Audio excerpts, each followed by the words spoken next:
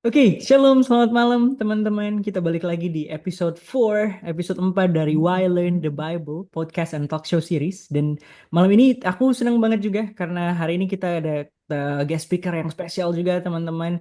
Ini salah satu brotherku yang ya dari jauh dan Eh, ya kita langsung sapa aja kali ya. Selamat malam Kak Icat. Selamat malam, teman-teman. Selamat Malam, malam, Abang malam. Em. Waduh. Eh, Oke, jadi kalau teman-teman yang lihat di flyer eh, apa namanya di reels yang aku post juga di shorts yang aku post juga di YouTube, ya teman-teman bisa lihat ya, kita malam ini ada akan ngobrol yang seru-seru bahas banyak hal tentang kenapa sih penting belajar Alkitab. Dan malam ini kita khusus datangkan guest speaker yang sangat spesial, guys. Kakak James Richard, sama-sama namanya James juga teman-teman. Dan tapi aku pribadi akrab panggilnya dengan Kak Ica. Oke. Nah, eh, aku pribadi mungkin nanti Kak Icat boleh perkenalan eh, Kak Icat sendiri dan juga apa yang Kak Icat lagi lakukan sekarang-sekarang ini kegiatannya. Soalnya aku mau perkenalkan singkat aja dulu teman-teman soal Kak Icat yang aku kenal. Aku kenal Kak Icat 2023 pertama kali waktu datang ke Kupang dan bergabung di Yayasan Misi juga. Dan ya kami sama-sama memimpin di DTS waktu itu yang ya dari episode 1, 2, 3 dan episode sekarang aku udah jelasin YWAM dan DTS lah ya. Jadi teman-teman juga bisa search aja di Google yang aku kalau teman-teman yang nonton ya. But anyway, kayak Kak Icat yang aku kenal tuh orang yang sangat berintegritas dan aku terberkati banyak lewat Kak Icat. So, ya, jadi Kak Icat gimana kabarnya Kak Icat? Kak Icat lagi ngapain aja hari-hari ini? Puji Tuhan, kabar baik, sehat. Hmm. Baru habis dari rumah sakit sih tadi. Tapi Oh. akhir-akhir ini agak kurang enak badan. Tapi puji Tuhan, ya sudah berobat sih. Kalau Ah. kesibukan, sekarang lagi kuliah di STT Jafre Makassar.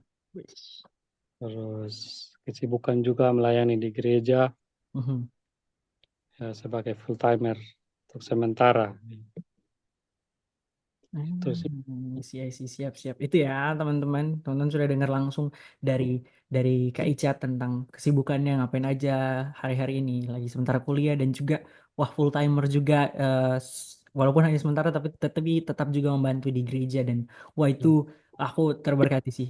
Salah satu oh ya itu ya juga teman-teman. Mesti salah satu eh, hal yang aku terberkati nih dari Kak Ica adalah ketersediaannya juga untuk apa apa ya untuk maksudnya benar-benar memberikan diri juga kalau ngomongin soal pelayanan dan apapun itu untuk Tuhan aku selalu terberkati dengan ketersediaan Kak Icat yang selalu siap juga untuk Tuhan gitu ya. Oke, nah Kak Icat, karena kita kan podcast and talk show ini judulnya kan Why Learn the Bible. Oke, nah kenapa belajar Alkitab? Ya, kita langsung aja nih ke pertanyaan pertama ya. Dan mungkin teman-teman juga yang ikut live di Zoom, kalau mau nanya untuk kalau ada teman-teman ada pertanyaan untuk kita ngobrol bareng, kita diskusi bareng-bareng, boleh banget teman-teman boleh type di chat Zoom dan kita bisa diskusi bareng-bareng. Oke, yang pertama, kenapa sih menurut Kak Icat, kenapa sih penting untuk belajar Alkitab? Kenapa kita harus belajar Alkitab? Apa pentingnya? Ya, terima kasih. Jadi, kenapa penting belajar Alkitab? Eh, saya mau buka dengan pertanyaan juga. Ya, Wih. Mhm. apa pengertian kita tentang Alkitab? Terus, apakah pandangan kita tentang Alkitab? Apakah Alkitab itu berisi firman Allah atau Alkitab adalah 100% firman Allah? Nah, ini kan Hmm. seringkali kan pandangan-pandangan yang sering kita temui di Mhm. pengajaran-pengajaran Mhm. yang beredar hari ini toh. Jadi ya, nah dua hal itu yang kita harus perlu penting. Kita sekarang ada di pemahaman yang mana? Apakah kita percaya bahwa Alkitab itu berisi firman Allah atau Alkitab itu adalah 100% firman Allah. Nah, saya bagi dua hal ini. Ya, pertama, kalau kita mempunyai paham bahwa Alkitab itu berisi firman Allah, berarti ada bagian-bagian yang bukan firman Allah. Ya, Hmm. berarti 100% firman Allah. Ya, ini merupakan pandangan ya, liberal, orang-orang liberal. Ya, teologi liberal, mereka menganggap bahwa Alkitab itu berisi firman Allah. Berarti ada kesalahan-kesalahan. Ya, ada apa ya, ya ada kesalahan-kesalahan dan ada kekurangan-kekurangan dalam Alkitab, ya, karena berisi firman Allah. Ya, sedangkan paham yang berikut adalah kita percaya bahwa Alkitab itu 100% firman Allah, berarti firman Allah tanpa salah. Hmm. Ya, jadi kalau saya sendiri, ya saya mempercayai dan ya saya tahu bahwa mungkin rata-rata orang Kristen ya percaya bahwa Alkitab itu 100% firman Allah. Ya, kenapa bisa ada, maksudnya kenapa saya bisa bilang begitu? Karena ya memang Alkitab itu diilhamkan oleh Allah. Ya, nanti kita bisa Setuju, bahas setuju. juga nanti bagaimana prosesnya bisa Alkitab itu ada di tangan kita, itu hal yang luar biasa. Prosesnya sangat Hmm. luar biasa, sangat Ya, panjang. Ya, benar. jadi uh, Alkitab, ya, kalau teologi liberal menganggap bahwa uh, kayak misalkan mereka mengkritik teks, yaitu ini pandangan-pandangan liberal, mereka mengkritik suatu teks, ada kesalahan-kesalahan teks yang mereka kritik, Mhm. terus apalagi, pokoknya meragukan kepenulisan, contoh kepenulisan Paulus dan rasul-rasul yang lain yang ikut menulis dalam uh, surat-surat, ya, dalam kitab Injil dan lain sebagainya. Jadi itu pandangan-pandangan liberal. Tapi saya mau kita uh, percayai bahwa Alkitab itu betul-betul 100% ilham dari Allah. Memang Alkitab itu ada kesalahan. Memang kalau kita mau lihat proses yang panjang, ya karena ada manuskrip-manuskrip yang hilang dan lain sebagainya, nanti mungkin sebentar bisa dibahas. Ya, tapi saya mempercayai bahwa sesuai yang Paulus tulis buat Timotius, ya, di akhir hidupnya waktu dia sebelum dia dieksekusi di Roma, kan dia tulis 2 Timotius, dan itu dia tulis 2 Timotius 3:16. Biasa kita dengar bahwa segala tulisan yang diilhamkan Hmm. Allah memang bermanfaat untuk Ya. menyelesaikan kesalahan, memperbaiki kelakuan, dan mendidik dan lain sebagainya. Jadi uh, segala tulisan yang diilhamkan, ya, kalau kita belajar dari bahasa asli, Perjanjian Baru itu ditulis dalam bahasa Yunani Koine, bahasa Yunani kuno. Ya, jadi kalau dari bahasa asli tadi saya coba baca teksnya, ya, jadi di situ dia bilang pas grafa theopneustos, artinya semua kitab suci. Ya, kalau di bahasa Inggris juga dia pakai begitu, all scripture. Hmm. Ayat yang terbuka juga dia pakai semua kitab suci.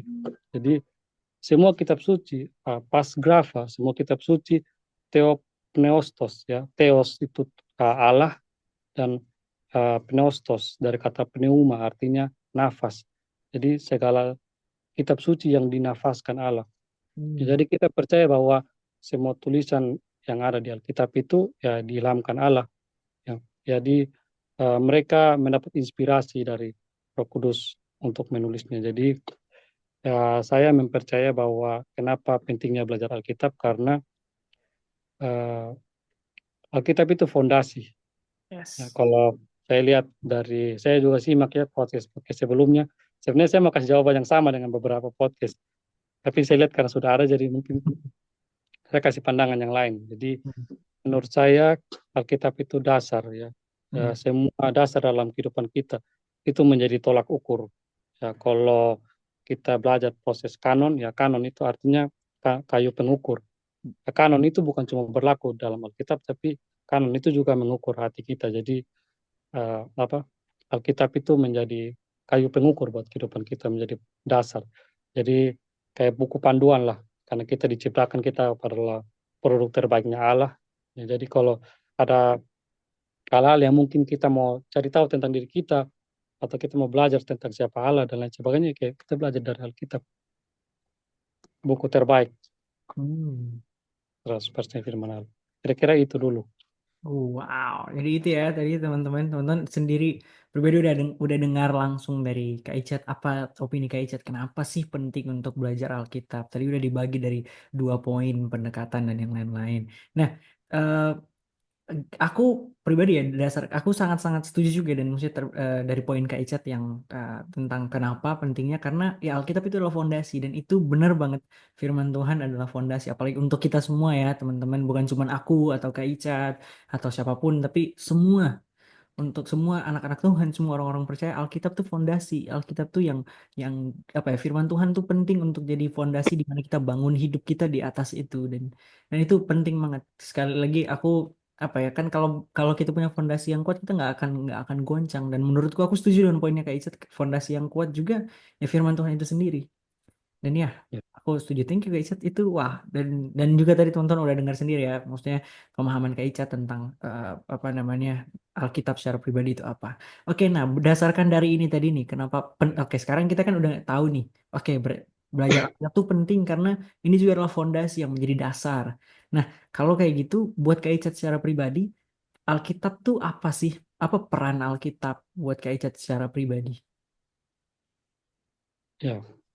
Jadi menurut saya secara pribadi ya saya pakai prinsip itu seperti Paulus mengajar ke Timotius itu tadi 2 Timotius 3 ayat 16.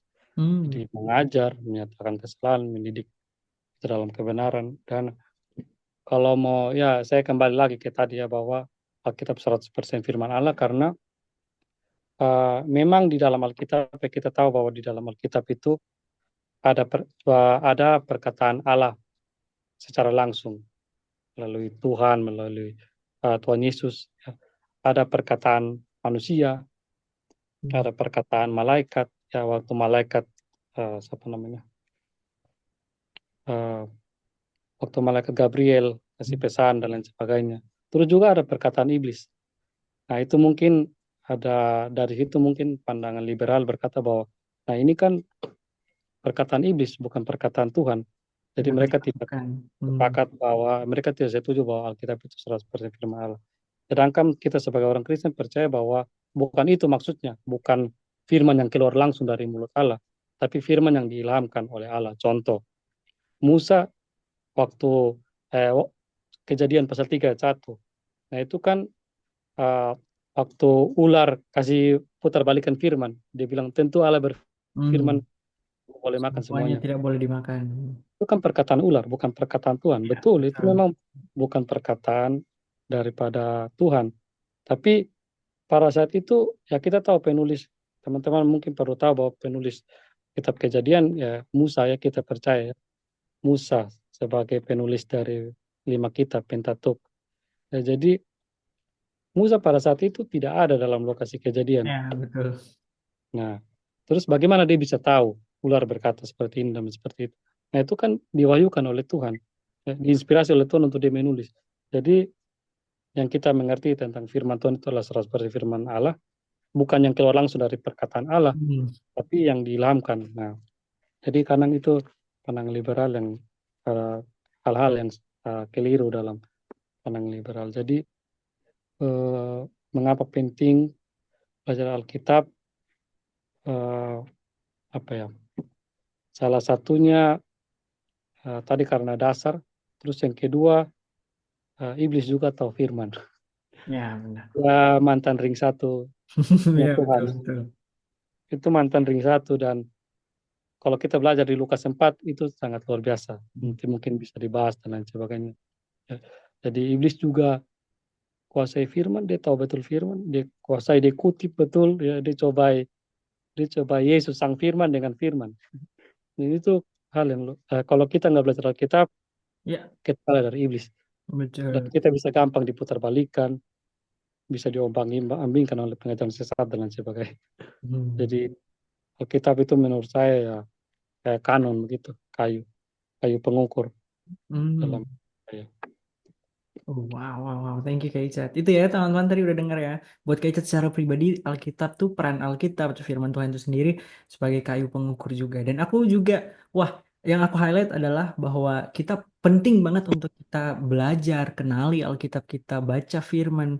Bukan sekedar hanya baca tok dan udah, tapi benar-benar baca, renungkan, dan juga Betul. dihidupi, diaplikasikan. Kenapa? Karena ya tadi, Tuhan Yesus sendiri aja dicobain dengan firman. Gimana gimana kita?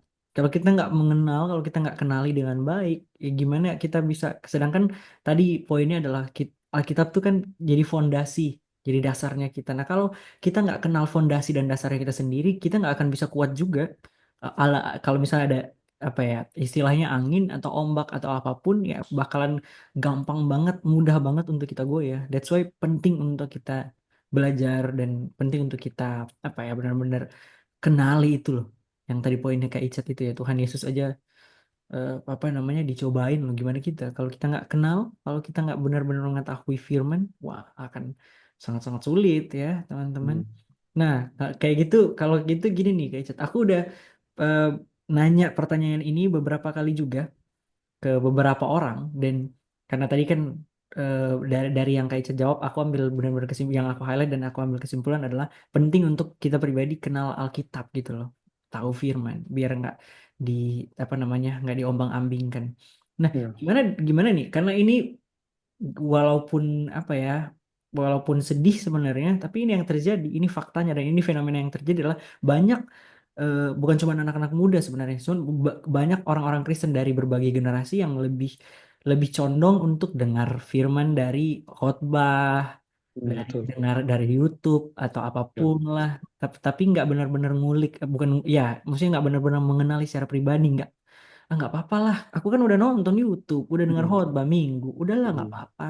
Udah, aku berarti udah dengar firman. Nah, gimana menurut Kak Icat? Ya, itu eh, cerminan saya dulu. Oh, Sangat hobi dengar khotbah dan lain sebagainya. Tanpa saya bisa, mesti menggali sendiri, mencari belajar sendiri. hmm, Dan waktu saya masuk ke sekolah teologi, di situ dosen bilang bahwa dia tanya dulu siapa yang pernah berkhotbah atau apa dan lain sebagainya. Saya angkat tangan. Terus dia bilang nanti kamu akan bisa rasa perbedaan waktu kamu sebelum belajar dan sesudah belajar hmm, tentang Alkitab, mendalami Alkitab. Dan di situ betul, di situ saya rasa bahwa Islam ini apa yang saya bagikan memang secara esensi bagus, tapi dia punya apa namanya itu, apa namanya konteks ada hmm, yang lari, hmm, hmm, tidak hmm, sesuai dengan konteks. Saya nggak tahu ini pada saat itu siapa yang menerima, kenapa Paulus menulis seperti ini atau kenapa Injil-Injil menulis seperti ini. Ya, itu saya lebih banyak mencopot ayat untuk saya mendukung suatu materi yang saya mau bawa. Jadi sebenarnya kalau untuk anak-anak muda penting sekali. Ya, Firman hmm. Tuhan bilang bahwa dengan apa seorang muda mempertahankan kelakuannya bersih, itu dengan menjaga sesuai dengan Sesuai dengan firman. firman, yes. Ya, jadi kita harus tahu sendiri bahwa maksudnya harus betul-betul mengalami sendiri. Hmm. Karena kayak kalau kita belajar, Alkitab itu sangat menyenangkan teman-teman. Ya, benar, benar banget. Tahu sejarah, sangat tahu sejarah. Ya, walaupun di kitab bilangan agak cukup karena banyak angka-angka. Tapi Betul, Alkitab betul. itu sangat-sangat betul-betul kita bisa melihat. Ya, saya kayak sampai terharu bagaimana maksudnya perjalanan mereka dari pokoknya perjalanan dari kejadian sampai kitab Wahyu itu pasti perjalanan rentan perjalanan yang Hmm. kisah yang panjang. Dan kita perlu tahu bahwa di situ itu menggambarkan semua isi hatinya Tuhan ya. Ya. Secara teologis ya kita itu menggambarkan isi hatinya Tuhan. Jadi pertanyaannya kita nih sebenarnya apa ya? Kita menyembah siapa ya? Kalau kita menyembah Tuhan ya, Yesus sendiri adalah firman. Perlu kita belajar firman Tuhan ya. Kalau kita mau mengenal Tuhan, ya kita harus belajar firman Tuhan. Apalagi kalau kita mau memberitakan tentang Tuhan. Bagaimana kita mau beritakan tentang Tuhan kalau kita nggak spend time, kita nggak gali Hmm. sendiri. Ya, karena hari-hari ini banyak penentang-penentang firman Tuhan di luar sana yang Ya, lebih benar, hebat benar. dari kita. Ya, mereka belajar begitu giat, tapi mereka belajar untuk mencari kesalahan. Saya senang dengan, saya juga hobi nonton debat-debat ya, Oh apologetik. iya, ya. Jadi saya diberkati dengan eh, apa ya statement dari Pendeta Budi Asali. Dia bilang kalau kita belajar Alkitab hanya untuk mencari kesalahan, maka Allah hanya akan menyatakan kesalahan. Hmm. Tetapi kalau kita belajar Alkitab untuk kita mencari kebenaran, maka Allah akan menyatakan kebenarannya. Memang Alkitab ada salah, ada penulisan teks-teks, manuskrip-manuskrip yang hilang. Ya, jadi kalau mau bilang ada salah, memang ada salah karena ditulis disalin kan, Hmm. disalin, salin manuskrip-manuskrip. Kalau naskah asli kan namanya autograf, Ya. itu naskah yang ditulis dari papirus dan itu Gulungan-gulungan sangat itu ya teman-teman. rentan untuk hancur. Hmm. Jadi nggak dulu kan nggak ada mesin fotokopi atau copy paste dan lain sebagainya, AI lagi apalagi. Ya. Dulu tuh catat salinnya tulis tangan. Hmm. Jadi salinan bisa salah.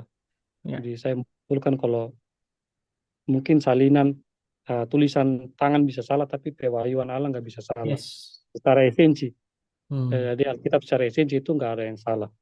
Itu mengajarkan kebenaran. Jadi anak-anak muda jangan jangan kayak menormalisasikan. Kalau kita dengar khotbah, apalagi di gereja, anak-anak muda tuh bosan kalau dengar khotbah 30 menit ke atas itu sudah bosan atau belajar Alkitab lah. Kalau Hmm. dengar aja sudah bosan, apalagi mau belajar sendiri, itu lebih bahaya. Hmm. Jadi saya dorong, saya juga masih belajar, sangat banyak belajar. Jadi saya dorong kita semua, ya penting, sangat penting belajar Alkitab. Kalau enggak, kita kalah dengan iblis ya. Ya. Kalah dengan musuh kita. Hmm. Betul, betul. Setuju, setuju, setuju. Thank you, Kak Icat. Jadi itu ya, teman-teman, penting untuk kita kenali juga. Dan memang tidak aku juga setuju dengan poinnya Kak Icat bahwa memang tidak dipungkiri juga ada beberapa yang tadi Kak Icat bilang manuskrip-manuskrip dan data-data yang sebenarnya hilang dan who knows, kita nggak ada yang tahu. Mungkin nanti ke depannya ada tiba-tiba ada ditemukan gulungan baru dari kitab apa gitu yang kita nggak pernah tahu. But anyway, poinnya adalah bahwa pewahyuan dari Tuhan tuh nggak pernah salah dan aku setuju banget dengan poin itu ya.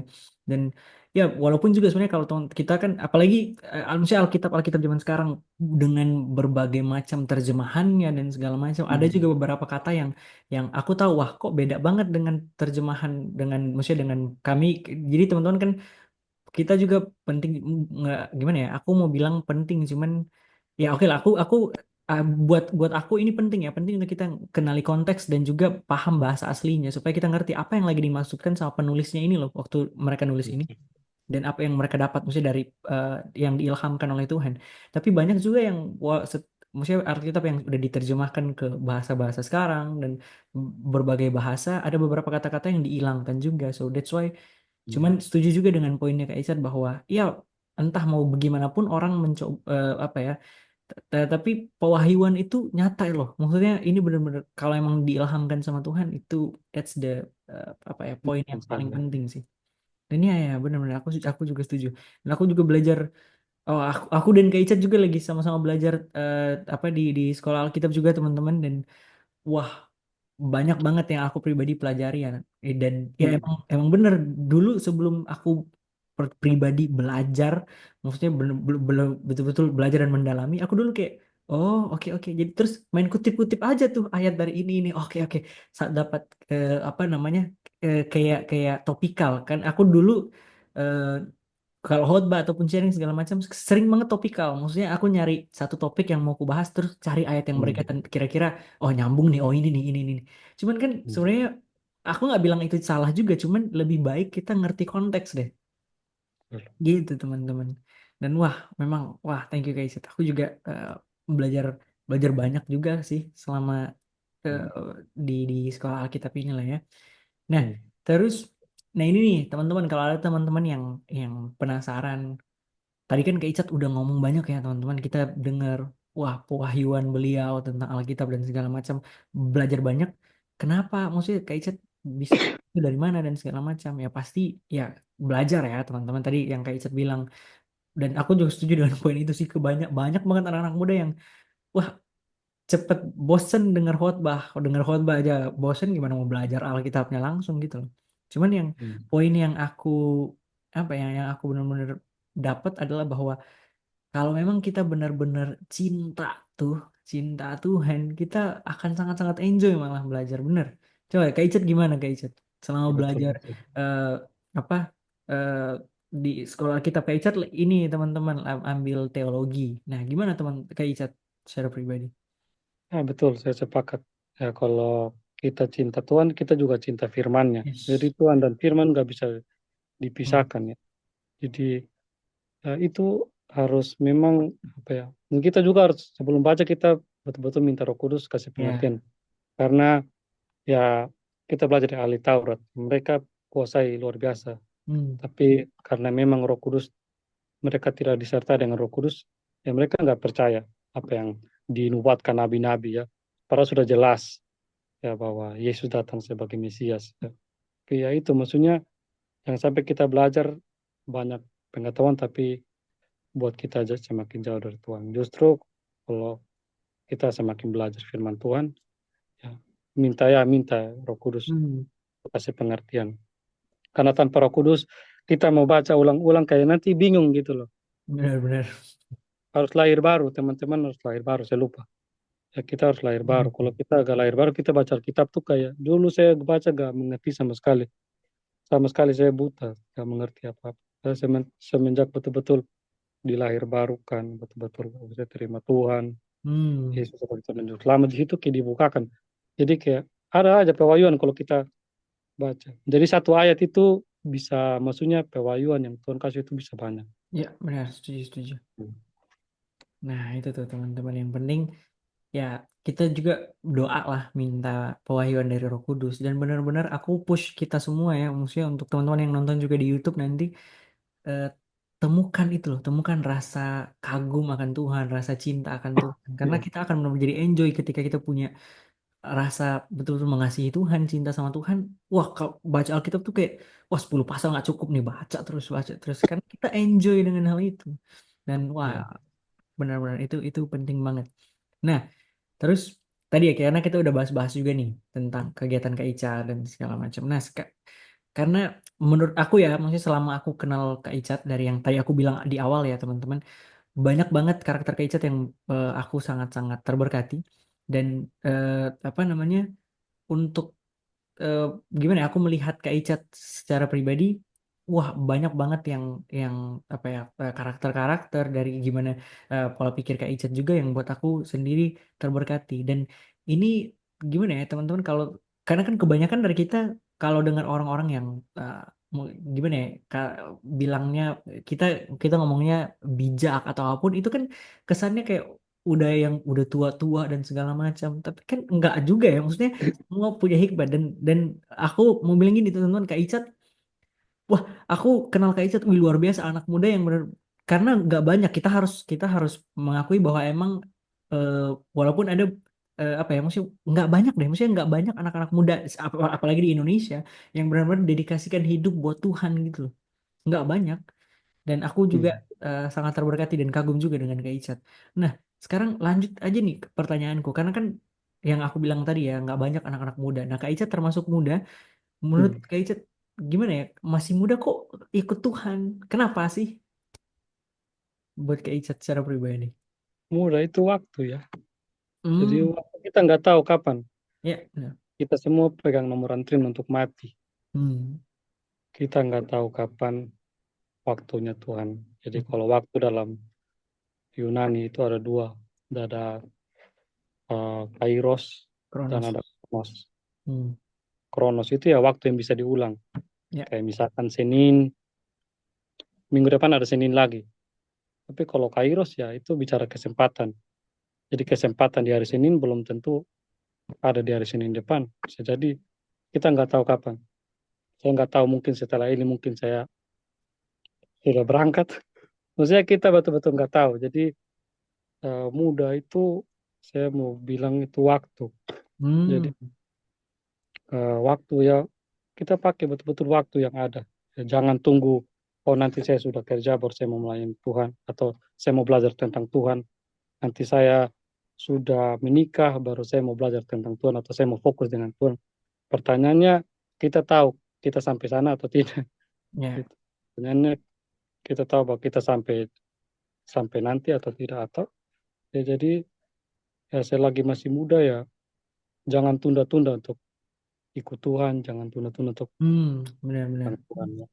Karena waktu kita sangat terbatas. Apalagi sudah di akhir zaman, kita bukan lagi di abad pertengahan dan lain sebagainya. Ini betul-betul sudah di akhir zaman. Pakai betul-betul hidup kita. Memang tidak gampang, ikut Tuhan tuh tidak gampang. Sangat susah, kayak lawan arus begitu. Wih, susah. Saya eh, apa ya mau kasih ini bahwa memang ikut Tuhan itu tidak mudah, sangat sulit. Hmm. sulit. Karena ini kan menyangkut kita akan menanggalkan kedagingan setiap hari, Ya. akan menanggalkan keinginan kita, keakuan kita setiap hari. Ya kan kita dihadapkan dengan pilihan. Mhm. Setiap hari bangun pagi dihadapkan dengan pilihan, "Wih, saya mau buat apa hari ini?" Ya itu yang kalau anak muda ya pasti mau untuk dikenal mungkin atau mau untuk lakukan banyak hal, mau untuk belajar atau motivasi-motivasi yang lain lah. Ya tapi itu sih maksudnya, eee, apa ya, kita harus pakai masa muda kita karena masa muda ini waktu emas, nanti kalau sudah tua kita sudah nggak bisa lagi bergerak atau mungkin mata sudah rabun kah, penyakit dan lain sebagainya. Membatasi kita untuk harusnya kita mengenal Allah lebih banyak, lebih dalam, tapi karena kita terlalu banyak menunda akhirnya ya itu. Hmm. Maksudnya harusnya kita mengenal Allah mungkin ya 80%, tapi karena menunda-menunda waktu dan lain sebagainya, keterbatasan fisik, akhirnya kita mungkin hanya mengenal Allah sebatas 20% di permukaan aja, Hmm. gitu. Hmm. Oke, wah keren keren nih keren nih teman-teman. Nah itu aku juga. Tapi yang tadi Kak Icat bilang ya teman-teman yang soal apa namanya kita kan nggak tahu kalau misalnya nanti kita udah tua udah agak susah bergerak mata rabun. Cuman ada juga sih yang masih muda udah susah bergerak Oh iya mata betul. udah mulai rabun juga. Iya iya iya. Jadi oh ya teman-teman ya dari sekarang lah ya. Oh selagi masih ada napas lah. Iya bener banget. Karena wah nggak ini juga maksudnya nggak jarang juga anak-anak muda sekarang udah mulai gitu-gitu tuh. Terus udah aduh baru bergerak dikit sakit punggung, bergerak dikit lutut udah goyang. Waduh. But anyway, maksudnya itu ya tadi aku wah ini aku nggak kepikiran ini sebelumnya teman-teman yang tadi Kak Icat bilang adalah masa muda itu maksudnya muda tuh apa ya bukan hanya umur doang tapi ini waktu dan kesempatan. Nah ini benar aku setuju banget. Aku buah ini juga aku belajar belajar hal baru lagi nih. Karena aku jujur juga pribadi dulu nggak terlalu kepikiran bahwa apa maksudnya masa muda itu apa ya maksudnya buatku muda tuh umur dan segala macam tapi benar juga poinnya Kak Icat pandangan Kak Icat bahwa muda tuh ya waktu dan kesempatan yang kita punya selagi masih ada ayolah maksudnya selagi kita Tuhan masih kasih kesempatan so ya lakukan apa saja buat Tuhan gitu loh maksudnya Iya. ya ikut Tuhan aku nggak bilang oh ini kita bahas ini deh Kak Icat karena karena kan aku tadi nanya soal ikut Tuhan ya masih muda ikut Tuhan dan segala macam banyak aku nggak bisa memungkiri fakta bahwa banyak orang-orang bukan cuma anak muda banyak orang-orang yang berpikir bahwa ikut Tuhan tuh melayani Tuhan segala macam tuh pendeta, misionaris, gembala gereja dan yang lain-lain. Menurut Kak gimana? Apakah kita melayani Tuhan tuh cuma sekedar di gereja kah atau gimana? Kalau Hmm, kalau ngomongin soal ikut Tuhan itu cuma di gereja atau gimana tuh? betul. Pertanyaannya bagus karena tadi saya baru Hmm. habis presentasikan juga tadi Nah, di kampus. Jadi kita perlu tahu apa itu pelayanan tuh. ya, Jadi pelayanan itu adalah segala sesuatu yang kita lakukan dengan motivasi atau hak cika hati kita untuk Tuhan, itu disebut dengan pelayanan, ya, melayani Tuhan. Jadi pelayanan bukan cuma di dalam apa ya, dalam khotbah atau kita melayani di gereja sebagai WL, penerima tamu, diaken, penatua dan lain sebagainya. Ya, itu mungkin yang selama ini kita berpikir bahwa oh pelayanan itu seperti itu. Tapi teman pelayanan itu ya betul-betul apapun yang kita lakukan. Entah kita mau sapu di rumah kita atau kita mau apa ya, memberi senyum kepada orang lain. Tapi kalau kita lakukan segala sesuatu itu atau mungkin cuci toilet ya, pekerjaan-pekerjaan yang mungkin terdengar remeh dan lain hmm, sebagainya ya. Tapi kalau kita lakukan itu seperti untuk Tuhan dan bukan untuk manusia, yes. itu pelayanan. Jadi saya mau kutip ya dari itu ya, ya itu tadi yang ayat yang tadi saya kutip sama Kalau setiga dua tiga. Paulus. Paulus juga mengkutip, walaupun itu dikutip di Korintus kalau nggak Ya. salah, satu Korintus waktu dia bilang itu soal makanan. Hmm. Makan yang sudah dipersembahkan boleh makan nggak? Nah, nanti di akhir dia bilang baik kamu makan atau minum atau melakukan sesuatu yang lain. Yang melakukan sesuatu yang lain kan Hmm. ya apapun itu selain makan dan minum, yaitu lakukanlah itu untuk kemuliaan Tuhan. Nah itu saya rasa segala sesuatu yang kita lakukan untuk kemuliaan Tuhan, bukan untuk manusia, ya itu yang disebut dengan pelayanan. Artinya kita lakukan itu, oh ini saya melakukan ini untuk kemuliaan Tuhan. Saya Hmm. melakukan Tuhan. Walaupun kita lakukan dengan tersembunyi, ya, saya mau kasih contoh, ya, saya di kampus, ya, supaya orang berpikir kayak saya cukup gila karena setiap kali kelas saya selalu pungut sampah. Kelas Hmm. itu kotor sekali. Saya nggak tahu, kan saya berpikir ini anak-anak teologi ya yang kelas pagi memang luar biasa. Mereka kumpul sampai mereka di kelas dan itu kayak bukan kelas ya. Dan saya nggak nyaman. Waktu itu saya ambil tindak, sudah daripada saya tunggu. Memang tiap pagi ada yang kasih bersih, tapi sudah saya melakukan ini. Jadi saya tunggu semua teman-teman pulang, saya lakukan itu. Saya sambil ambil, walaupun tisu orang, saya nggak tahu itu ingus atau apa. Tapi saya punya motivasi buat Tuhan, saya nggak mau dilihat orang. Ini sudah nggak ada orang loh. Hmm.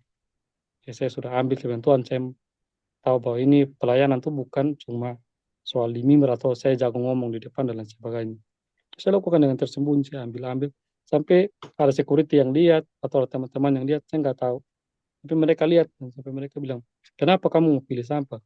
Dia bilang, biarkan nanti yang kelas pagi yang bersihkan. Tapi saya bilang, ya saya melakukan ini, saya bilang begitu. Karena apa ya, kita, maksudnya saya tidak jelaskan lebih panjang, tapi gak apa-apa, saya mau melakukan ini. Ini juga tidak berat, saya bilang. Gitu. Karena ya itu sih, maksudnya motivasi kita, apapun yang kita lakukan dalam kehidupan kita, dalam pekerjaan kita, kita sebagai pekerja, sebagai mahasiswa, sebagai anggota dalam rumah tangga, apapun yang kita lakukan, kalau kita lakukan seperti untuk Tuhan dan untuk mendatangkan kemuliaan Tuhan, itu kita sedang melayani Tuhan. Jadi supaya jangan jangan kita apa ya punya motivasi yang salah. Kalau kita ditempatkan tiba-tiba ditempatkan jadi petugas parkir, misalkan dalam gereja, ya kita sudah nggak punya hati yang dongkol lagi. Ih, Hmm. kenapa saya kan sekolah teologi ya S1, S2. Kenapa saya ditempatkan di area parkir untuk jaga parkir? Nah, itu kan konsep yang salah. Ya, Ya. ada satu gereja yang saya belajar dari salah satu gereja, saya tidak sebutkan mereknya, tapi ya mereka begitu, mereka bergilir orang-orangnya. Jadi ada yang jaga parkir dan lain sebagainya, walaupun dia punya pangkat yang bagus, ya. Mereka ini pejabat-pejabat, tapi jaga parkir. Jadi kayak di situ kayak saya lihat maksudnya itu melatih motivasi kita. Jadi kita harus tahu bahwa pelayanan itu bukan cuma sekedar yang Iya, kelihatan. benar. Ya. Pun yang kita lakukan untuk Tuhan itu pelayanan. Ya, wah, setuju, setuju. Itu ya tadi teman-teman, wah, aku juga setuju banget tuh. Itu juga salah satu, menurutku, apa ya, aku pribadi itu salah satu ayat yang aku pegang juga, dan ayat yang membuat aku, maksudnya benar-benar menyadarkan motivasi yang kulakukan tuh apa. Apapun juga yang Hmm. kamu perbuat, perbuatlah itu dengan segenap hatimu seperti untuk Tuhan dan bukan untuk manusia. Kolose 3:23, teman-teman, kalau mau. Ya. Cuman eh, apa ya? Aku setuju, pokoknya ya itulah, setuju banget dengan poin-poinnya Kak Icat, karena banyak banget yang aku lihat dari teman-temanku juga, mereka banyak nanya nih, eh, kalau ikut Tuhan harus jadi pendeta kah? Gimana ya? Tapi enggak juga, maksudnya apa seharusnya semua yang kita lakukan, nah itu pelayanan buat Tuhan, bukan buat Ya. orang lain ataupun buat kita sendiri, tapi buat Tuhan. Jadi Betul. lakukan segala sesuatu dengan motivasi yang kita tuh, oke, aku kerjaan ini buat Tuhan. Hal yang simpel Hmm. tadi Kak Icat bilang, tonton, ambil sampah, mungkin nyapu, bahkan cuci piring pun, cuci Iya, toilet, betul, sikat dan betul, segala macam, melakukan itu karena, ya karena buat Tuhan. Kita betul. menghargai apa yang Tuhan kasih, dan maksudnya kita karena apa ya, kita lakukan itu out of love gitu loh, karena kita mengasihi Tuhan, lakukan itu. Dan aku setuju Hmm. banget.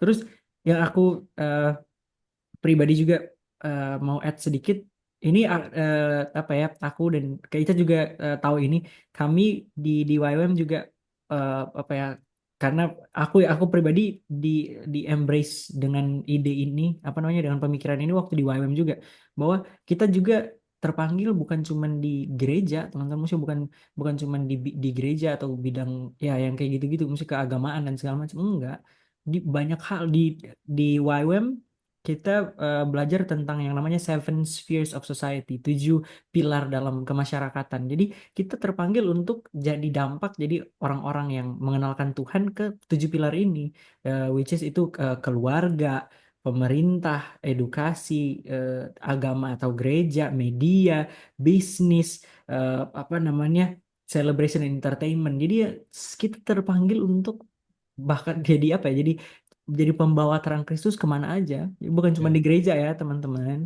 Jadi kalau betul. misalnya Karena banyak banget nih yang mikir, dari yang aku lihat ya, maksudnya banyak banget yang mikir kalau misalnya mau ikut Tuhan harus jadi pendeta. Enggak juga. Kamu bisa jadi dokter, jadi apa namanya, jadi arsitek atau apapun, dan kamu tetap melayani Tuhan, lakukan itu untuk Tuhan. Hmm. Jadi Ya, itu sih yang aku mau nambah. Mungkin kayak mungkin mau nambah tentang ini. ya. Itu sih kita dalam Hmm. pelayanan memang eh, latihan ya, pelayanan juga termasuk Hmm. latihan melatih motivasi kita, karena ya banyak dari kita pelayanan untuk supaya dilihat orang, Ya benar. jadi notice sama orang dan lain sebagainya, Hmm. atau mungkin eh, ada dari kita yang mungkin melakukan pelayanan ini walaupun pelayanannya bagus tapi Hmm. supaya membesarkan diri kita, bukan Iya. Tuhan lagi yang dibesarkan, itu paling bahaya ya.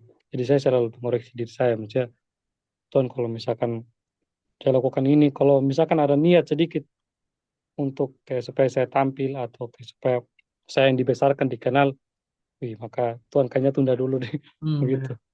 Mending tunda dulu pelayanan, gak usah gitu. Benar, benar. Setuju, setuju. Aku setuju dengan yang Kak Icat bilang bahwa motivasi kita tuh penting banget, teman-teman. Aku eh, apa namanya? Aku dulu sempat ikut School of Worship, sekolah penyembahan, dan di situ aku belajar banyak tentang apa penyembahan yang sejati dan penyembah-penyembah yang benar dan segala macam. Dan bahkan juga kami belajar nulis lagu dan banyak hal. Dan hal penting yang aku pegang sampai sekarang juga adalah ya motivasi itu juga, karena aku juga eh, ini ya teman-teman, aku juga seorang worship leader, dan aku selalu memastikan dulu sebelum aku mimpin Hmm. pujian penyembahan, motivasiku tuh bener atau enggak gitu loh. Kayak Tuhan, Hmm. gimana, tolong Tuhan selidiki hatiku, aku benar-benar lakukan ini buat Tuhan atau buat aku yang dilihat gitu loh. Ya wah, itu penting banget teman-teman, motivasi kita tuh penting banget. Jangan sampai kita melakukan ini dengan mengiming-imingnya buat Tuhan dan segala macam, tapi di dalam hati tuh wah, lihat aku, lihat keren kan aku, nah gitu. Itu penting banget, motivasi itu penting banget. Hmm. Dan ya, ya. Betul. Nah, tadi nih kita udah bahas tentang pilihan Kak Icat, kenapa Kak Icat benar-benar masih muda tuh ambil keputusan untuk ikut Tuhan adalah karena buat Kak Icat pribadi pemikirannya adalah ya selagi punya waktu dan kesempatan yang Tuhan kasih, kenapa enggak gitu loh. Nah, Iya. sekarang pertanyaannya nih buat Kak Icat secara pribadi, titik balik dalam hidupnya Kak Icat tuh ke Tuhan betul-betul tuh. Itu gimana? Itu kapan sih? Dan Titik balik. Titik balik saat betul saya ikut DTS ya. Oh, teman-teman tahu hmm, DTS ya. Ada sekolah pemuritan yang tadi Abang Em sudah sampaikan tadi. Jadi itu memang titik balik di mana saya kenal Tuhan, alami Tuhan secara pribadi. hmm, Dan ya di saat itu betul-betul dapat cinta mula-mula, maksudnya betul-betul memberi diri sampai hari ini untuk melayani Tuhan. Walaupun dalam perjalanan jatuh bangun, saya akui jatuh bangun, saya akui sulit untuk ikut Tuhan itu, gak ada yang instan berjalan lurus terus tidak jatuh dan lain sebagainya. Ada kejatuhan. Nah, tapi apa ya, mau terus belajar ya, hmm, karena kalau jatuh atau mungkin lemah atau mungkin frustasi dan lain sebagainya banyak itu pasti kita alami dalam mengikuti Tuhan, tapi harus ingat kembali dari titik mana begitu Tuhan ya, ambil kita. Itu titik itu yang kayak, wih saya sadar, wih dulu kalau Tuhan tidak tolong saya mungkin saya sudah begini, begini dan lain sebagainya. Jadi titik di mana titik balik itu justru itu harus kita ingat setiap hari. ya, Supaya kita tahu bahwa dari mana kita ini diambil. Ya, saya ini diambil, saya ini dulu sampah lah. Saya ini dulu sampah yang diambil betul-betul karena anugerah Tuhan. Kalau hmm, bukan karena anugerah Tuhan, mana ada saya mau sampai hari ini gitu. Jadi itu titik balik pada saat saya ikuti sekolah apa namanya itu sekolah pemuritan di hmm, 2022, saya ingat sekali saya tulis di Alkitab saya 2022.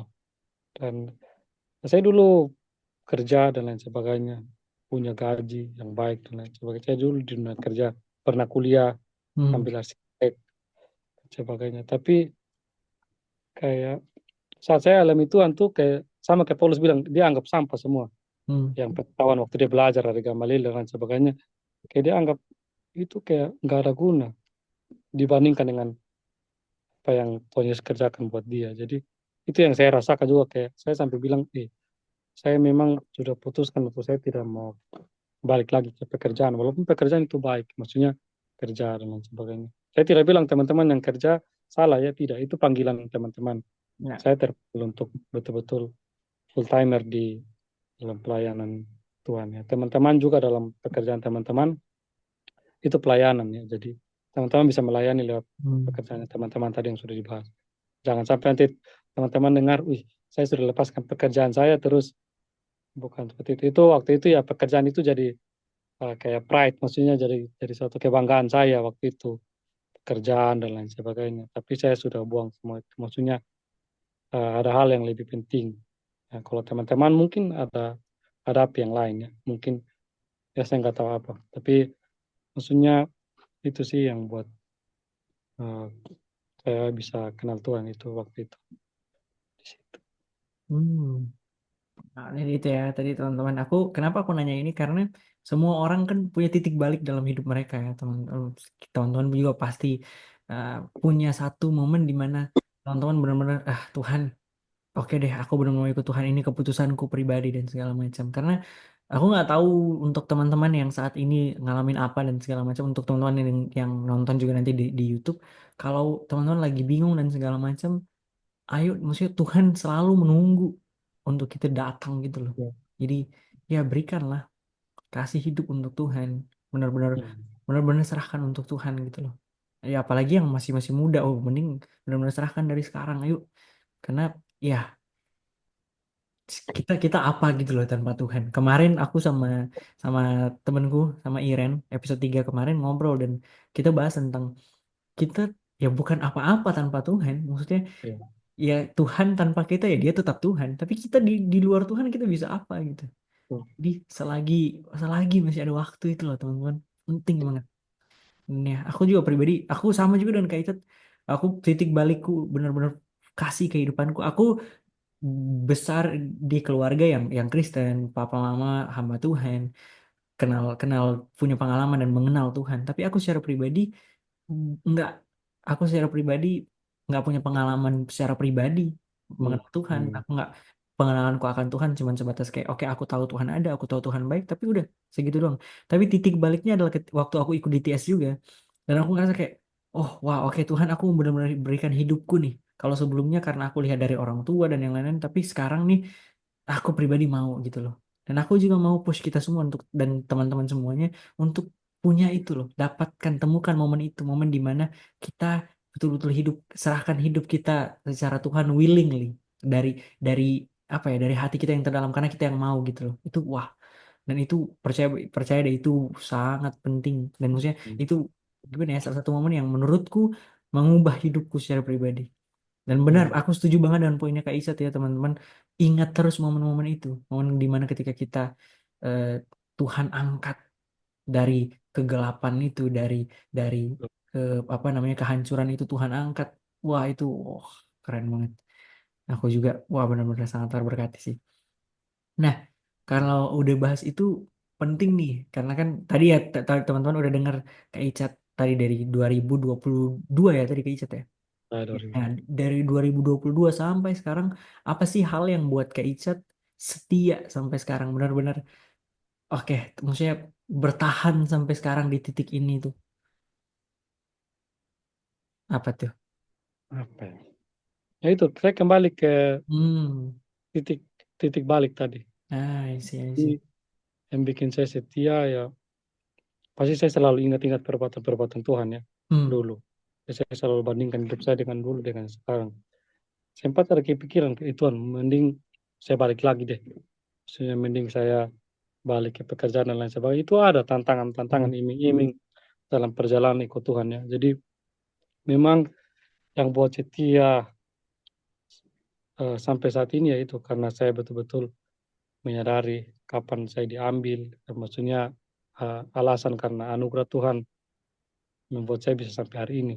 Jadi itu sih banyak dan satu hal juga Tuhan kasih tanggung jawab yang besar buat saya. Maksudnya hmm, yang bikin saya tetap setia juga selain karena Tuhan ya. Maksudnya saya juga mau keluarga-keluarga saya juga mengalami Tuhan. Jadi bagaimana kalau mereka mau mengalami Tuhan kalau saya nggak setia sama Tuhan ya. Hmm. Jadi, ya itu yang penting. Jadi yang bikin saya setia sama Tuhan itu saya ingat terus titik balik saya. Saya ingat terus bagaimana Tuhan angkat saya. So, kalau ada down, saya selalu ingat bagaimana kasih Tuhan buat saya. Ya, Hmm. kesempatan yang Tuhan berikan buat saya. Pokoknya saya bisa sampai hari ini, bisa kuliah ya. Oh, kalau mau bilang uang tidak ada. Mau bilang ya em tahulah bagaimana kita punya perjalanan di misi. Ya benar. Gaji kita yang membayar, mau kemana-mana kita tanggung sendiri. Coba em sekarang lah masih mungkin sudah selesai atau belum masih bergumul saya nggak tahu. Tapi ya itu maksudnya yang bikin setia juga saya tetap setia sama Tuhan ya. Janji Tuhan itu selalu Yes. selalu ya maksudnya janji Tuhan itu tidak pernah apa ya, tidak pernah mengecewakan, ada pengharapan di depan. Jadi kayak kadang-kadang kalau ada down begitu dan lain sebagainya, kadang ya Tuhan selalu kayak kasih apa ya, jalan keluar, terus kasih berkat-berkatnya Tuhan juga buat kita. Jadi itu sih buat saya jadi kuat kayak luar biasa cara Tuhan begitu untuk Ya. kami memelihara. Jadi tidak ada tempat teraman, terbaik yang bisa menjamin kehidupan, terus membimbing kehidupan saya selain ada di dalam Tuhan. Jadi itu sih. Hmm, wah, wow. Aku juga setuju sih dengan poin Kecet bahwa ya salah satunya juga pasti adalah titik balik secara pribadi ya, yang buat kita eh, semua, maksudnya semua orang yang ikut Tuhan, kalau ditanya apa yang bikin kita bertahan sampai sekarang, ya pasti akan tetap teringat lagi di momen awal waktu Tuhan benar-benar angkat. Aku juga kayak kalau pertanyaan itu dilayangkan ke aku pribadi juga teman-teman, kayaknya mungkin jawabanku juga sama dan juga gimana Tuhan, Tuhan maksudnya yang melihat Tuhan lihat Tuhan tahu kita akan jatuh Tuhan tahu terpuruk apa kita dengan semua hal-hal yang kita lakukan dengan dosa itu tapi Tuhan Tuhan angkat kita dari situasi yang seperti itu taruh di kalau teman-teman baca Lukas 15 kan dia diangkat taruh di bahunya domba yang hilang itu ya Tuhan Ya, cari setengah mati dan wah aku benar-benar kalau selalu ingat momen itu rasanya kayak aduh Tuhan terima kasih aku bersyukur banget dan aku yakin semua kita semua pasti bersyukur dan juga ya sama sih dengan poinnya Kak Ica tadi bahwa tentang gimana Tuhan apa namanya menyediakan sepanjang perjalanan ini. Wah, nggak mudah, tapi selalu ada aja surprise-nya Tuhan. Ada aja cara Tuhan eh, kasih lihat bahwa Dia itu Bapa kita, Dia yang menyediakan, Dia Dia yang peduli satu-satunya pribadi yang paling peduli bahkan lebih daripada orang tua yang paling peduli yang paling mengenal ya Tuhan sendiri dan amin. aku setuju bebanget kalau aku ingat-ingat itu wah jadi rasanya kayak apa ya kayak wah Tuhan tuh baik banget teman-teman aduh kalau mau nangis nangis jadi kayak Betul, baru gitu kan oke lah maksudnya anyway jadi ya itu sih maksudnya aku sangat-sangat wah dan aku juga mau kita semua lah ya teman-teman betul-betul juga lihat lah maksudnya kalau coba deh di titik sekarang sekarang sekarang ini kita coba lihat ke belakang look back sebentar dan lihat dari dulu banget sampai sekarang gimana Tuhan menyertai gimana perkenanan Tuhan wah kita pasti akan terkagum-kagum oh iya ya Tuhan dulu tuh pernah gini wah betul. setuju banget maka thank you Kak Icat wah itu benar-benar poin-poin yang luar biasa poin yang penting banget nah teman-teman tadi kan aku bilang ya eh, kalau teman-teman ada yang mau nanya boleh banget untuk di type di Zoom sebelum mungkin apa namanya eh, pesan-pesan buat anak-anak muda dari Kaisat. Kalau ada teman-teman yang mau nanya boleh banget yang di Zoom sekarang. Kalau teman-teman punya pertanyaan boleh banget nih biar kita diskus bareng-bareng. Mungkin kalau ada boleh banget. Atau type type type langsung ke Zoom ke aku atau ke Kaisat langsung juga boleh banget. Adakah teman-teman? Boleh banget nih. Biar kalau ada apa aja kita kita ngobrol banyak hal. Tadi mungkin mau nanya-nanya seputaran ke Icat juga boleh. Gimana? Apa sih suka dukanya? Cailah. Pertanyaan yang sangat-sangat klasik tuh. Suka duka. Iya, boleh deh kita bahas itu deh. Apa sih suka dukanya selama ikut Tuhan tuh Kak Icat? Wah, itu tuh kayaknya pertanyaan yang sangat-sangat klasik Oh, untuk mantap. ditanyakan ya. Itu Tapi menurut pertanyaan Kak yang Icat, sangat brilian. hmm, Suka dukanya. Maka tadi saya kan sudah bilang bahwa ikut Tuhan itu susah, Hmm. ikut Tuhan. Dan tunggu, suka dukanya ikut Tuhan, ya apa ya? Kalau saya punya pengalaman secara pribadi, eh, apa ya, banyak keinginan-keinginan yang harus dilepas. Terus masa muda bergaul ya, saya tuh anak yang suka bergaul, Hmm. bergaul dengan teman-teman tiap hari nongkrong dan sebagainya. Itu harus saya tanggalkan, harus dilepas. Maksudnya saya harus rela untuk tidak terlalu lagi main sama teman-teman gitu, karena kayak betul-betul kayak apa ya, mendedikasikan diri untuk betul-betul pelayanan dan sebagainya. Terus menyangkal diri, nah, itu juga penting menyangkal diri. Hmm. Terus ketersediaan kita untuk berkata ya sama Tuhan. Karena ya seringkali ya mungkin lebih banyak perkataan Tuhan itu selalu mengguncang uh, keinginan saya. Maksudnya berbeda dengan kehendak saya. Tuhan suruh ini tapi saya kan punya rencana ini Tuhan. Saya kan mau buat ini, saya kan mau ke sini dan sebagainya. Tapi seringkali ya perintah Tuhan atau apa yang Tuhan sampaikan untuk kita lakukan itu seringkali atau banyak kali bertentangan. Karena Tuhan mau latih di hati kita juga. Ya, keinginan kita dan sebagainya. Jadi itu juga harus ditanggalkan. Hmm. Terus apa ya? Kalau saya kan sekarang kan memang masih full timer. Maksudnya dari waktu saya di misi sampai di gereja, memang suka dukanya ya pernah sampai apa ya? Ini soal finansial juga. Karena saya nggak kerja, nggak ada penghasilan teman-teman. Eh, apa ya? Ya tadi yang saya bilang bahwa di lembaga misi kami tidak menggaji satu rupiah pun staf-stafnya, tapi kami harus betul-betul membayar. Ya. Kami membayar untuk akomodasi kami dan lain sebagainya. Itu memang bergantung dengan Tuhan dalam hal keuangan tuh. Kalau menurut manusia tidak pasti, karena Hmm. ya sampai teman-teman saya juga berpikir, buat apa kamu ikut ini mau jadi apa gitu. Nah, itu ada juga pandangan-pandangan dari orang-orang yang melemahkan. Ya, itu tantangan-tantangannya terus ya, sampai juga pernah ya saya pengujian Tuhan di mana saya pernah ya saya itu pernah mandi pakai sampo guys, nggak ada sabun, memang betul-betul itu bergumul. Itu saya masih ingat sekali, saya sangat bergumul.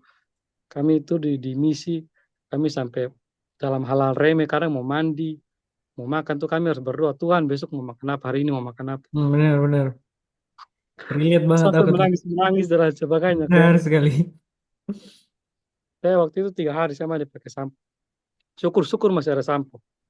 Maksudnya kayak, tapi itu buat saya tetap bersyukur, tidak ada beda Tunggu, ya tunggu. dengan sebelum Ini sebelum penonton. konfirmasi nih kayak Icat, biar biar nggak bingung. Maksudnya mandi pakai sampo kan kan kalau mandi pakai sampo emang. Maksudnya sampo kayak Icat pakai di badan. Oh iya, Oke. samponya pakai di badan. Nah, itu ya maksudnya ya, teman-teman. Saking sabun batang aja tidak mampu beli guys. Hmm. Waktu itu memang betul-betul kayak bergumul sekali. Saya tidak ada rasa sedih atau apa. Saya cuma di kamar mandi saya bilang, Tuhan sabunnya habis. Habis itu salah satu tantangan yang saya ikut Tuhan, ya saya tetap percaya bahwa Tuhan memberkati, memberkati kita dengan berlimpah-limpah. Tapi ya mungkin ada juga satu sisi ya, kita semua mungkin punya proses yang berbeda. Saya Hmm. prosesnya di situ betul-betul dari dunia kerja ke yang nggak ada kerja dalam tanda kutip ya, sampai betul-betul uang untuk mau kemana-mana harus bergumul dan sebagainya. Terus suka dukanya juga terutama di misi ya betul-betul menjangkau suku-suku. Jadi harus tidur di mana saja, makan apa saja, makan batang pisang, makan makan makanan aneh-aneh lah, makanan yang saya nggak pernah makan tapi harus makan. Itu salah satu contoh-contoh kecil sih. Tapi ya suka dukanya pasti proses. Tuhan akan pangkas hal-hal yang menurut kita benar tapi menurut Tuhan nggak benar gitu. Jadi pemangkasan itu hal yang paling sulit ya. Itu suka duka paling terbesar menurut saya ya pemangkasan, pemangkasan ego, pemangkasan karakter. Hmm. Serupa dengan Kristus itu paling susah sampai hari ini ya, masih berlaku. sampai saya mati. Saya percaya itu akan terus dipangkas terus. Uh, Wow, wow, wow. Itu ya tadi teman-teman. Tadi aku kalau dengar yang kesaksian Kak Ica tadi aku relate juga itu teman. Maksudnya aku jadi recall memory lagi. Aku juga wah, bener teman. Itu bukan dibuat-buat ya. Itu nyata tuh teman-teman yang kayak kayak gitu tuh. Hmm. Bener-bener berdoa kita nggak tahu besok gimana nih mau makan apa besok nggak ada segala. Itu bener nyata terjadi guys. Dan emang aku pribadi juga wah waktu itu aku ingat banget sampo aku waktu itu eh, karena benar-benar mau menghemat kan teman-teman jadi beli sampo yang renteng yang saset itu loh rentengan dan waktu itu kan eh, sampo saset-saset tuh apa namanya kan kalau kalau aku aduh kalau kalau teman-teman nggak relate karena nggak pernah beli sampo saset oke lah cuman sekarang sampo saset tuh beda ya guys sampo saset tuh satu yang kayak gini tuh itu ada dua isinya jadi bisa Hmm. jadi renteng panjang terus yang satu kotak ini loh yang satu sasetnya itu ada dua tuh satu dua nah aku inget banget tuh sampo sasetku terus sampo sasetku itu kan eh, gimana ya eh bentar. Oke, nah sampo sasetku yang panjang rentangan itu aku gunting lagi. Jadi aku gunting per saset terus aku gunting lagi dua. Jadi satu yang kecil gini. Jadi tiap kali mandi bawa satu gitu kan, biar hemat kan. Hmm. Ingat Hmm. banget sisa satu itu yang udah aku gunting dua itu. Sisa satu terus aku doa nih, Tuhan, sisa satu Tuhan lihat ini. Nggak mungkin Tuhan biarin aku pakai rinso buat jadi sampo. Tuhan engkau yang lihat dalam nama Yesus. Aku nggak mau gimana teman-teman. Terus udahlah. Hmm. Dan aku nggak cerita ke siapa-siapa, nggak ada yang dengar, nggak ada yang tahu soal ini. Sampai akhirnya lusanya, apa besok terus besoknya lagi lusanya ada yang datang ke kamarku ngetok. Terus kayak aku buka kan kayak ini eh, apa? Aku rasa mau kasih ini ke kamu. Aku lihat kan kantong plastik. Aku lihat, wah sampo, sampo teman-teman itu seneng banget beneran kayak itu kayaknya lebih seneng daripada dikasih apa ya, dikasih duit sebanyak apapun waktu itu ya momennya. Terus samponya bukan Hmm. bukan yang saset teman-teman sampo sampo yang botol yang gede. Terus aku kayak, Tuhan terima kasih. Karena aku tahu ini dari Tuhan, walaupun maksudnya dari temanku juga. But I know ini tuh cara Tuhan menyediakan buat aku gitu loh. Betul. Dan benar-benar itu yang kami alami teman-teman. Makanya kalau teman-teman lihat tadi yang aku cerita Kak Icat ketawa-ketawa juga karena emang ini yang terjadi benar-benar wah relate banget. Hal-hal yang kecil aja Tuhan sediakan loh. Jadi kayak aku wah itu juga salah satu yang buat aku pribadi juga nggak ragu ya dengan penyediaan Tuhan gimana Tuhan menyediakan gimana Tuhan ada bareng aku di perjalananku gitu juga jadi wah itu nah oke ada yang nanya nih ke Icat titik Ya, terendah ikut Tuhan nah buat Kak Icat apa sih titik terendah dalam hidup Kak Icat selama ikut Tuhan. titik terendah dalam ikut Tuhan kasih kesaksian ya. Jadi saya sudah pelayanan, sudah pelayanan ikut Tuhan dan jadi pemimpin dan sebagainya. Satu ketika memang itu titik terendah. Eh, Tunggu saya ambil cas dulu boleh kah? Oh boleh Sorry ya. boleh boleh boleh banget aman aman aman oke nah selagi kita nunggu Kak Icat nah ya teman-teman nah aku pribadi itu yang aku kesaksian tadi ini benar-benar kayak wah mesti selain itu selain sampo dan segala macam banyak banget hal-hal yang kayak wah ini Tuhan Tuhan bahkan hal-hal yang kecil pun Tuhan tuh peduli banget jadi aku kayak wah ada satu satu momen lagi waktu itu aku dengan beberapa teman-temanku tim pelayanan kami waktu itu pelayanan ke Palu dan ada satu momen waktu kami tiap setelah pelayanan tiap malam pasti akan ada evaluasi tim untuk kita lihat apa yang kita lakukan sepanjang hari ini dan gimana kita bisa improve loh, maksudnya untuk mungkin penginjilan kita dan yang lain-lain.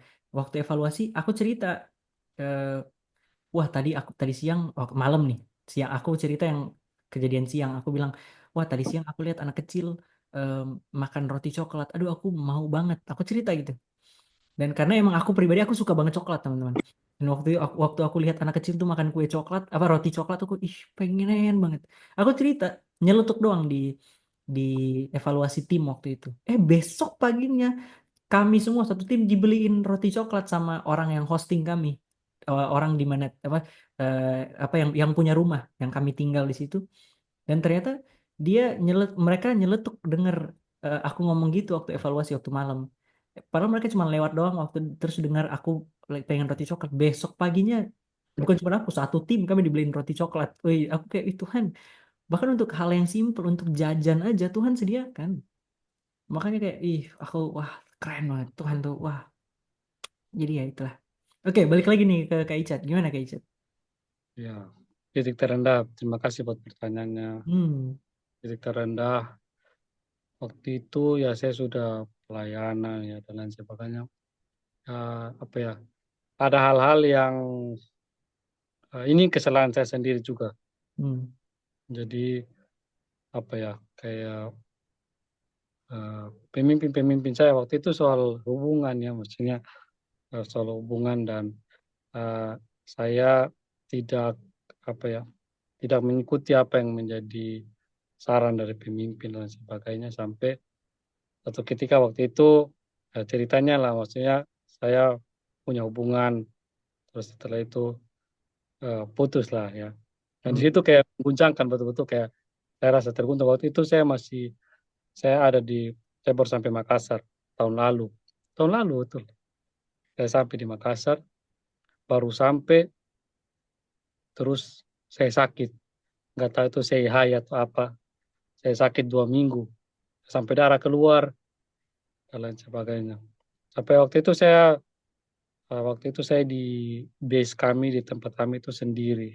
Eh, saya sudah kena masalah, sakit lagi itu betul-betul saya rasa sendiri. Tiap jam 12 malam saya harus muntah darah dan lain sebagainya. Saya panik, saya bilang, Tuhan apakah saya datang hanya untuk mati? Saya bilang begitu. Saya sudah berdoa, Tuhan ke dalam Udah tanganmu sampai mikir ke situ ya aku. Kak Icat ya. Wih. Ya, betul. Hmm. Karena itu sangat menyerah karena setiap jam 12 malam, setiap jam 12 malam selalu saya muntah darah. Wih, saya sampai takut sih lihat ini darah begini banyak. Bilang mungkin ya, mungkin cuma sampai di sini. Baru demam tinggi dan lain sebagainya. Tanpa tambah lagi masalah dan lain sebagainya. Sampai di situ saya kena anxiety. Hmm. Pokoknya saya panik berlebihan dan lain sebagainya. Itu buat kayak saya trauma selama 1 bulan. Betul-betul kayak itu jadi pukulan terberat saya. Sampai saya sudah pulih teman-teman ya. Ini jujur sampai saya pulih. Saya lampiaskan di hal-hal yang tidak baik. Saya pergi cari minuman. Walaupun bukan minuman keras, waktu itu bir 0% ya, tapi Hmm. sama aja. Terus saya lampiaskan di hal-hal yang lain. Saya beli rokok, ya. Saya rasa betul-betul kayak, kok Tuhan kenapa bos ini kok jadi hancur? Hmm. Begitu. Saya pikir begitu. Wih, saya menangis. Pokoknya saya menangis dan lain sebagainya. Sudah masalah hubungan, masalah sakit penyakit. Walaupun saya dironsen dan lain sebagainya, tapi saya tetap ini, tetap Hmm. merokok waktu itu ya. Saya juga cerita dengan pemimpin saya. Maksudnya saya betul-betul alami kejatuhan di situ. Mengguncangkan. Saya sampai mau kembali ke Kupang. Saya lebih baik saya pulang aja daripada saya begini. Hancur-hancuran waktu itu saya. Dan waktu itu sampai bagaimana ya, 1 hari full saya nggak tidur. Saya memukuli diri pokoknya kalau teman-teman pernah alami insight itu hal yang tidak mau lagi saya alami. Hmm. Insight paling salah satu penyakit, maksudnya hal yang mengerikan. Karena sampai trauma kayak apa ya, dengar sesuatu tuh sampai saya trauma sekali. Sebab itu butuh waktu berapa bulan untuk saya bisa pulih. Maksudnya pulih dari trauma, dari anxiety, dari panik yang berlebihan dan lain sebagainya. Jadi Tuhan izinkan tuh masalah-masalah. Saya sempat goyah, saya kembali lagi ke hidup lama, tapi tidak lama ya. Jadi di situ saya sempat lampiaskan. Tapi di situ saya kayak rasa, wih, ini saya bodoh, saya kayaknya dibodohi begitu, kayak begitu. Maksudnya saya sadar betul, saya di atas motor, saya buang ini semua yang saya sudah beli. Walaupun sempat isap ya, saya buang semua, saya bilang, saya menangis di atas motor sambil bawa, saya bilang, Tuhan saya minta ampun, saya minta ampun. Saya maksudnya, apa ya, maksudnya memang tantangan itu terjadi, tapi saya nggak lari ke Tuhan. Itu mengguncangkan sekali. Karena 2 hal yang saya alami itu, Hmm. proses hubungan, proses sakit penyakit, jadi, wih, ini tiba-tiba datang bertubi-tubi, jadi itu betul-betul sangat mengguncangkan. Sempat ada kepikiran untuk saya mau lari, tapi ya cara Tuhan memang luar biasa. Tuhan apa ya, bentuk saya di situ. Di atas motor saya langsung sadar. Saya mau lari ngebut-ngebut waktu itu saya bilang sudah mati. Dalam keadaan kurang enak badan dan sebagainya. Tapi itu dalam perjalanan pulang ya saya apa ya saya menyadari saya menyesal sekali. Saya buang semua, saya cerita ke pemimpin saya di Makassar, mereka tahu dan mereka doakan saya. Di situ mereka dapat firman tentang Daud ya. Daud waktu dalam masa kesesakan. Ya. Daud juga betul-betul itu semua orang kudeta dia, anak-anaknya kudeta, bangsanya sendiri melawan dia. Hmm. Itu kurang terberat. Istrinya, maksudnya dengan anaknya sendiri dan sebagainya. Dia punya uh, apa ya guncangan iman waktu itu luar biasa. Tapi yang saya apa dari Daud ini dia larinya kemana? Dia larinya ke Tuhan. Bahkan dari masalah-masalah itu muncul masuk Mazmur. Ya. Hmm.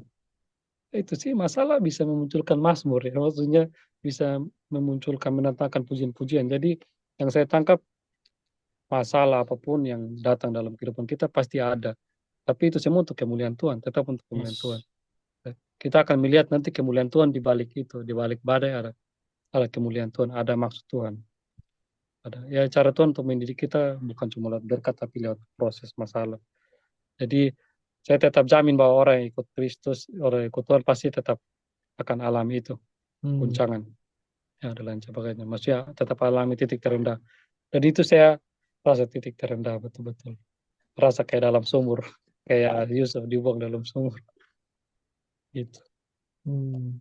Wow. Gitu ya. Terima kasih Kak Icat. Dan dari yang Kak Icat cerita tadi juga, di eh, manapun itu, maksudnya di titik terendah pun Tuhan tetap ada gitu loh. Tadi yang Kak Icat Gitu. bilang bahwa ya cara Tuhan. Kak Icat sampai sekarang masih bisa bertanya karena memang ya karena Tuhan.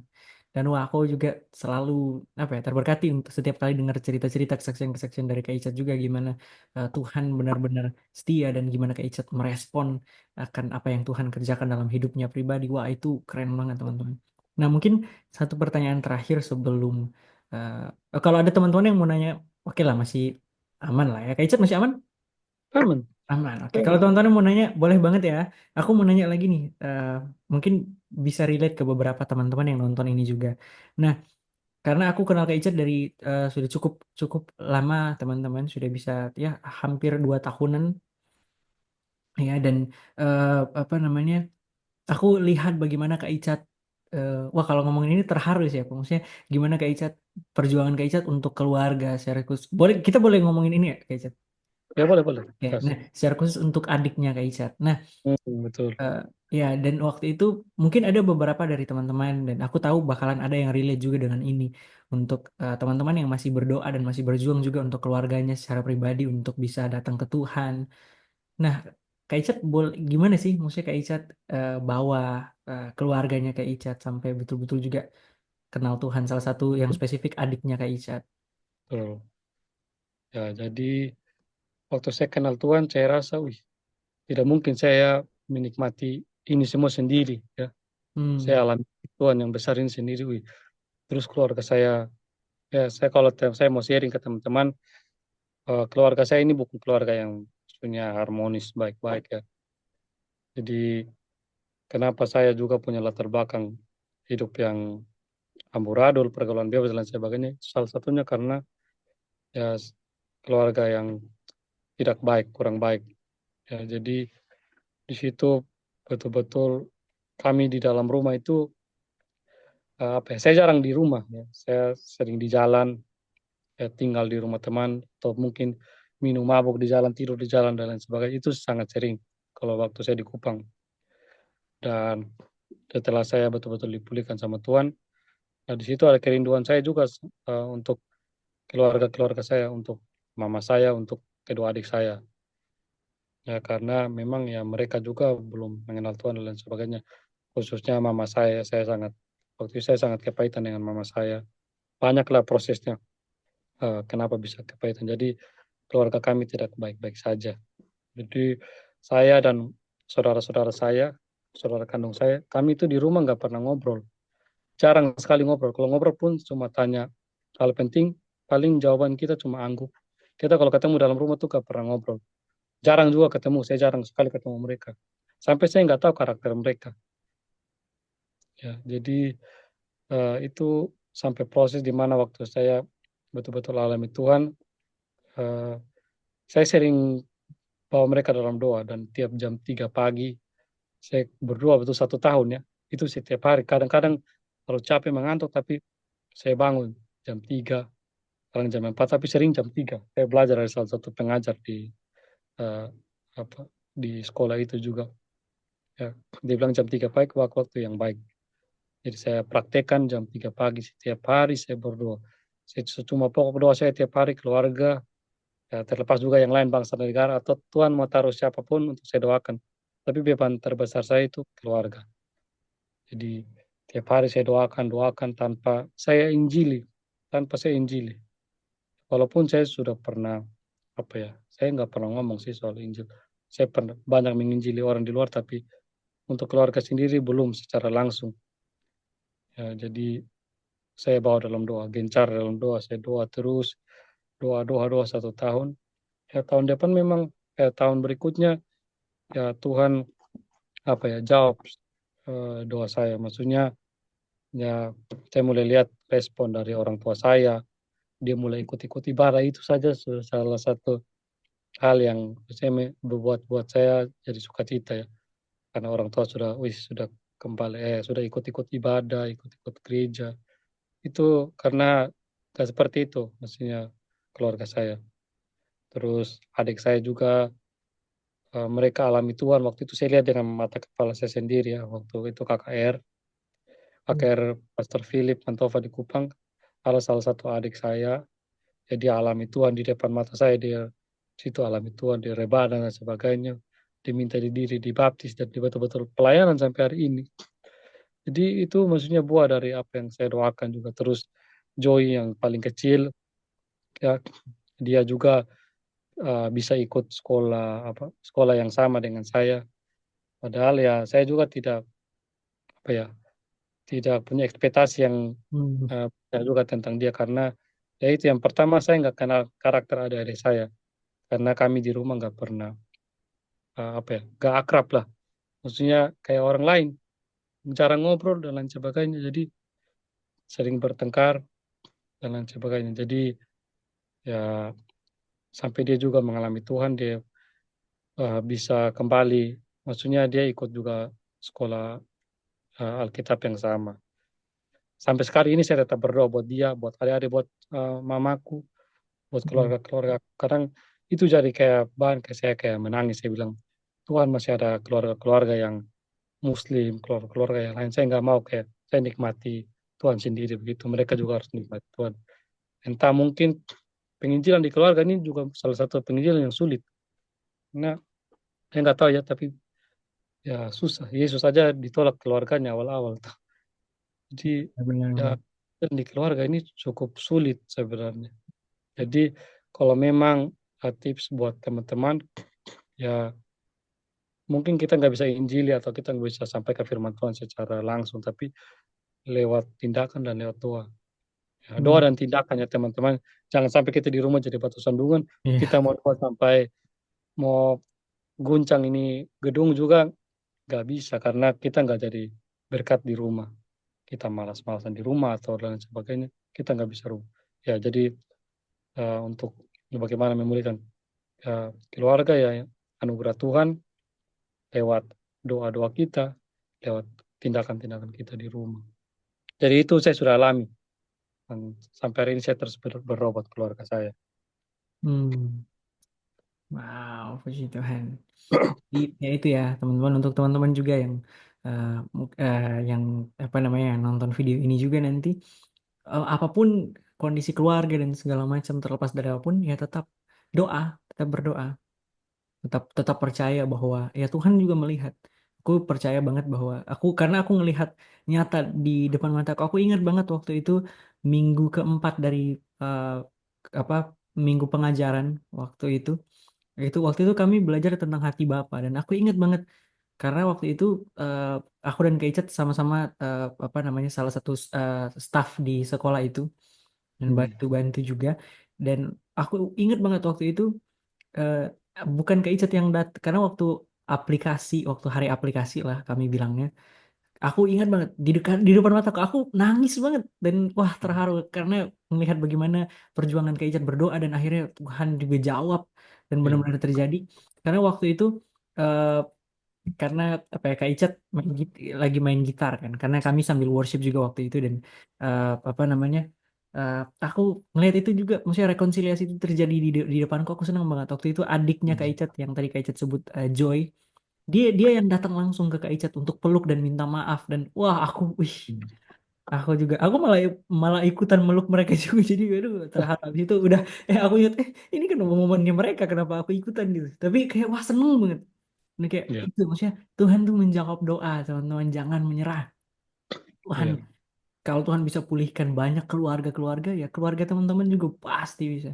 Satu orang amin. diselamatkan, seisi rumah juga diselamatkan. Jadi wah, wah, terima kasih sekali lagi Kak Icat. Dan Ya, aku boleh minta pesan-pesan Kak Icat nggak buat anak-anak muda? ya.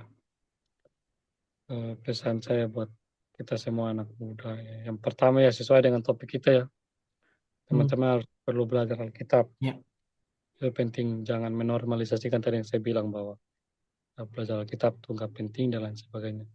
Sangat penting. Manusia hidup bukan dari roti saja, dari firman. yes. Kalau kita nggak belajar firman, berarti selama ini kita mati dong. Ya, gitu. Jadi pertama eh, belajar Alkitab, itu topik kita juga, dan penting belajar Alkitab. Terus yang kedua apa ya? Proses masalah itu ada, Hmm, masalah itu ada, tapi ya di balik proses itu ada tujuan yang baik yang Tuhan mau eh, didik kita begitu, Tuhan mau hmm, bentuk bentuk hati kita, bentuk pribadi kita.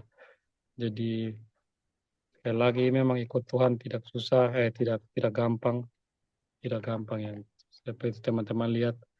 Mungkin teman-teman lihat hamba-hamba Tuhan yang besar di luar sana, ya itu mereka alami proses yang gila-gilaan ya, itu, benar-benar. gila-gilaan, bayar harga yang luar biasa untuk bisa sampai seperti itu. Jadi ya pakai masa muda untuk melayani Tuhan, jaga hidup, mau jatuh bangun tetap pandang Tuhan, tetap bangkit.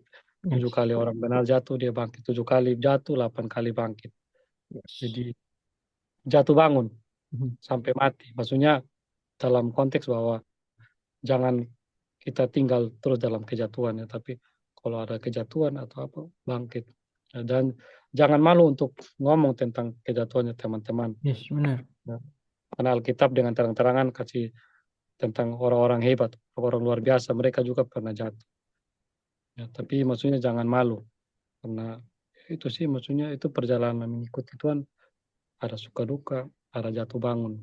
Ya, Ya. tapi nanti sampai kita ketemu dengan Tuhan kita akan sempurna. Tapi selagi kita dalam apalagi masa muda kan banyak tantangan tuh, banyak tantangan di masa muda. Jadi berani benar walaupun kita ini mungkin nanti akan jadi minoritas di Hmm. antara anak-anak muda yang lain ya. Karena tidak semua anak-anak muda seperti kita, bukan mau menyombongkan diri ya teman-teman, tapi maksudnya nggak semua anak-anak muda seperti kita belajar tentang firman Tuhan dan lain sebagainya. Itu sih firman Tuhan, itu Wah, aja. terima kasih Kak Isa. Tua itu ya, tadi teman-teman, aku harap pesan-pesan juga dari Kak Isa bahwa ya kita perlu jadi generasi, yang aku highlight adalah bahwa kita juga perlu jadi generasi yang benar-benar hashtag berani beda. Ini mungkin sering banget kita dengar, cuman ya beranilah beda untuk Tuhan gitu loh. Maksudnya Ya, entah kalau generasi ini, generasi-generasi kita sekarang banyak apa ya, tren-tren dan apapun sekarang yang menjauh dari Tuhan, jangan ikut itu. Nggak apa-apa berani, nggak apa-apa kita sendiri. Dan sebenarnya faktanya kita nggak pernah sendiri, Tuhan selalu bareng dengan kita. So ya, nggak apa-apa, betul. terserah orang dunia mau bilang kita aneh, it's okay, karena yang Ya. paling penting ya emang Tuhan. Dan wah, thank you, terima kasih Kak Icat. Dan aku sekali lagi terima kasih banyak, Kak Icat, udah bisa bergabung dan ngobrol-ngobrol, sharing-sharing Tapi tentang kembali eh, sama-sama. ini ya, tentang kehidupan Kak Icat juga. Dan aku percaya bahwa ya lewat apa yang Kak Icat sampaikan juga bisa pasti sangat-sangat memberkati buat banyak orang, secara khusus untuk kita semua, untuk teman-teman yang ikut live juga di Zoom. Terima kasih banyak. Aku juga sangat terberkati buat teman-teman yang setia juga ikut untuk tiap podcast dan talk show, yang mau nanya-nanya, ngobrol-ngobrol juga. Wah, aku harap teman-teman semua terberkati. Dan ya, mungkin ya itu sih, aku sangat-sangat seneng lah pokoknya hari ini. So, thank you untuk semua teman-teman yang sudah hadir dan juga untuk yang udah nonton Why Learn the Bible podcast and talk show series episode 4. Dan ya, sekali lagi terima kasih semuanya. Kita ketemu lagi di episode 5. So, thank you for watching. Terima kasih teman-teman. Tuhan berkati. You guys. God bless.